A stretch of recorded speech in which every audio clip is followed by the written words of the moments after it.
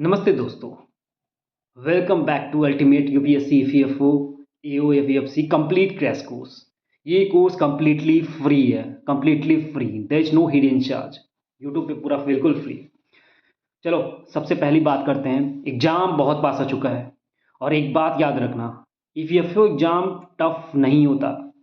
Smart strategy से ये exam आसान हो जाता है। इजीली इस एग्जाम को क्रैक किया जा सकता है। हम और आप मिलके सिर्फ वही चीज पढ़ेंगे जो एग्जाम के लिए इम्पोर्टेंट है, रेलिवेंट है, ना ज़्यादा ना कम, टू द पॉइंट, बिल्कुल एग्जाम ओरिएंटेड। तो समझ लो दोस्तों, ये एग्जाम एक बहुत बड़ी अपॉर्चुनिटी है आपके लिए, स्पेशली उन लोगों के लिए जो ऑलरेडी कई मल्टीपल अटेम्प्ट्स दे रखे हैं अदर गवर्नमेंट एग्जामिनेशंस के, like UPSC, SSC and other. आपके लिए बहुत बड़ी अपॉर्चुनिटी है। इसमें सिर्फ एक ही स्टेज होता है, उसके बाद डायरेक्ट इंटरव्यू। मतलब एकदम सीधा opportunity to become a gazetted group B officer. आप एक stable respected commissioner level post पर डायरेक्टली पहुंच सकते हो। कंपटीशन भी ज़्यादा नहीं है यहाँ पे, बहुत कम कंपटीशन है। और फॉर्म्स की बात करो तो आरटीआई से पता चला है कि फॉर्म्स भी काफ़ी कम भरे गए हैं इस बार। और वैसे भी यूपीएससी सीएससी से इसमें कंपटीशन ऑलरेडी कम होता है। तो मेरा सिंपल सा फॉर्मूला है, इस बार रगड़ दो, 100% लगा दो।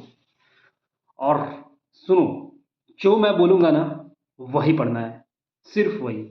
अपना दिमाग लगा सकते हो, तुम्हारे पास अपना भी दिमाग है, but still I will say कम पढ़ो, ज़्यादा नहीं, exam oriented, to the point, सिर्फ रेलिवेंट। ठीक है, न ज़्यादा न कम।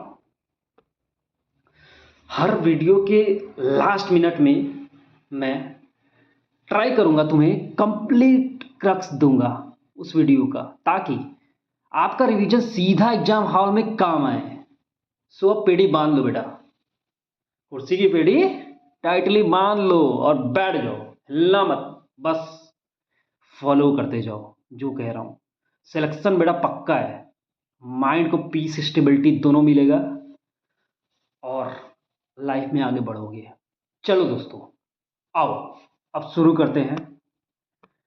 सबसे पहले हम देखते हैं लेबर लेजिस्लेशन का ओवरव्यू क्या है।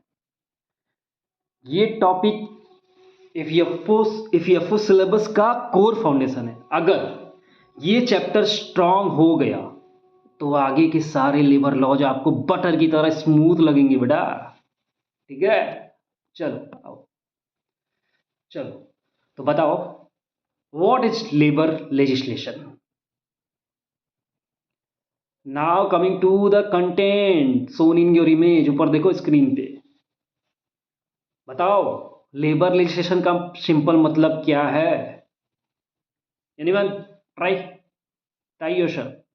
चलो, basically it governs the relationship between employers and employees. मतलब कि काम देने वाले और काम करने वाले के बीच क्या रूल्स चलेंगे, कौन किस चीज का जिम्मेदार होगा और वर्क प्लेस कैसे चलेगा, सब लेबर लॉज डिसाइड करते हैं।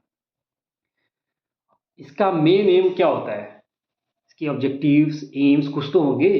क्या होता है इसका मेन ऑब्जेक्टिव? पहला ये है, वर्कर्स के राइट को सेफगार्ड करना, फेयर और ह्यूमन वर्किंग कंडीशन को इंश्योर करना। तीसरा, सोशल जस्टिस को प्रमोट करना। और चौथा, इंडस्ट्रियल पीस मेंटेन करना। पांचवा, सबसे इंपॉर्टेंट, ओवरऑल लेबर वेलफेयर को बढ़ाना। समझे? फिर से सुनो, एम क्या है? वर्कर्स के राइट को सेफगार्ड करना, fair and human working condition को इंश्योर करना, सोशल जस्टिस को प्रमोट करना, इंडस्ट्रियल पीस को मेंटेन करना, और सबसे इंपॉर्टेंट क्या है? ओवरऑल लेबर वेलफेयर को बढ़ाना। आप इसी एक लाइन को शॉर्ट में कैसे याद रख सकते हो? सिंपल सा बात है, labour legislation is equal to rules plus standard that regulates the employer and worker relationship. ठीक है, सिंपल सी बात, rules plus standard that regulates employer worker relationship, इतना है, मतलब यही लेबर रिलेशन है। इससे क्या इंश्योर होता है? इससे इंश्योर होता है कि लेबर्स का राइट प्रोटेक्टेड हो, रिस्पॉन्सिबिलिटी क्लियर हो मैनेजमेंट और एम्प्लॉय में, और वर्क प्लेस स्टैंडर्ड्स मेंटेन रहे। बस यही है फाउंडेशन जिसे सारे लेबर लॉज निकले हैं, जिसे सारे लेबर लॉज निकले हैं। सो दोस्तों, यही था हमारा चैप्टर का सॉलिड ओपनिंग। अब आगे के वीडियोस में हम इन्हीं कॉन्सेप्ट को डिटेल में ब्रेक डाउन करेंगे।